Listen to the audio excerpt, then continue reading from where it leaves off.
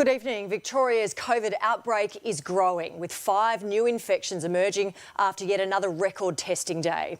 All are linked to the current clusters, but the expanding list of exposure sites now includes a school and several stores visited by an infected delivery driver. Maskless protesters took their fight to the city, but Victoria Police was in no mood for lockdown defiance. Reid Butler begins our coverage. We're breathing on there. By one, Oh my God! protesters were arrested. You can't walk around. The violence at times spilling onto the street. Get the goggles. Come on, boys. Piss off and leave me like. Flags and placards ripped from their hands, Victoria Police repeatedly using force as anti-vax and anti-lockdown demonstrators lashed out. I am a model citizen. You might as well sit in the gutter because you're worse than pedophiles. You are worse than pedophiles. Can't I just go to my car? I've already got my fines. I just want to go home. Authorities last night warned organisers to call off the demonstrations. Despite that, hundreds still tried to gather at Flagstaff Gardens, but police didn't give them the chance, forming a ring of steel around the park Back off!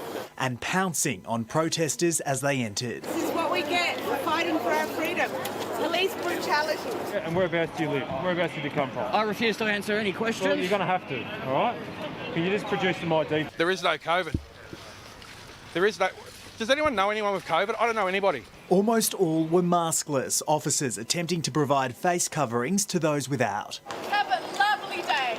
I have an exemption. I literally have an exemption. Like, I actually have a proper exemption. I'm also mask triggered, but I've got so much adrenaline running through my body right now that I can stare at you at the face with your black mask. This woman breathing heavily on the media before laughing and running off and then getting arrested. That's pretty disgusting. No, it's not. Yes, it is. It is. You'll come with us. It was a zero tolerance approach and the fines were flying. This is a makeshift police HQ in Flagstaff Gardens. It's where protesters are taken after being arrested, and this is where they get issued their fines. This Bayswater man was penalised for being more than 5 kilometres from his home. Will you pay your fine? I will be contesting this fine in court. How much is it? It says $1,652. Some demonstrators did try to march, Hello, Mum. Hello, Dad. but they only got as far as North Melbourne. Police on high alert across the city from Flinders Street Station to State Parliament. COVID compliance officers also pulling drivers over this morning to check their IDs. And Reid is at police headquarters tonight. Reid, how many people were arrested?